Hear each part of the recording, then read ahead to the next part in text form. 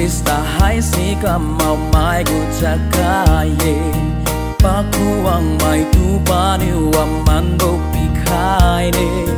Wa dau di mariu tare lan ma gra bo thoi dan Pa ni mai hin na leng pi khai bi ni chiu din ba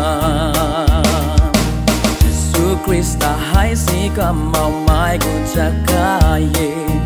Paku ang mai tu pa ni wa man bo pi khai ne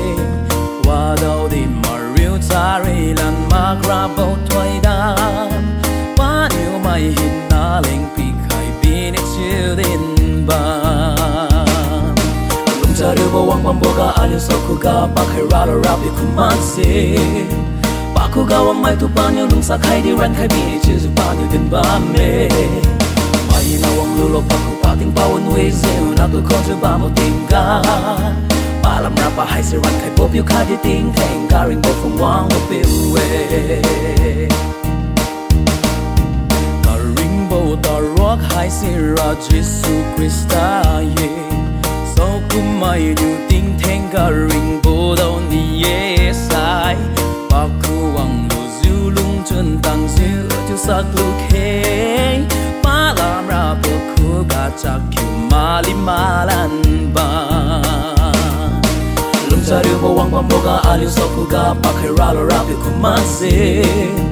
Pa ku ga wang mai tu pa nyu lung sa khai di ran khai bi ni chi su pa nyu tin ba me Mai na wang lu lo pa ku pa ting pa wan we zeu na tu kong su pa mo ting ga Palam na pa hai se ran khai pop yu khai di ting theng ta ring bo phong wang bo pi we Sau ku mai ga ma gen thiu su sa ru su pa ma Na tu ran khai zu ting theng ka ring bo pi khai ra Jesu Krista sing tai ga sai khai ron na ye Tu hoi di ting theng di pan nang tu khon zeu ba me Sari wo wang bam bo ga aliu so ku ga pa khai ra ra bi ku man se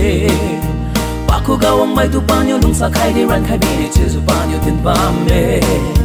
Mai hi na wang lu lo pa ku pa ting pa wan we zeu na tu ko je ba mo ting ga Pa lam na pa hai se ran khai pop yu kha di ting theng ka ring bo phong wang bo pi we Lung sari wo wang bam bo ga aliu so ku ga pa khai ra bi ku man se Aku gawang mai tu panyo lung sa khai di ran khai bi ni chi su panyo tin ba me Mai hi na wang lulo paku pating pawan we zeu na tu kong se ba mo ting ga Palam na pa hai se ran khai pop yu kha di ting theng ka ring bo phong wang bo pi we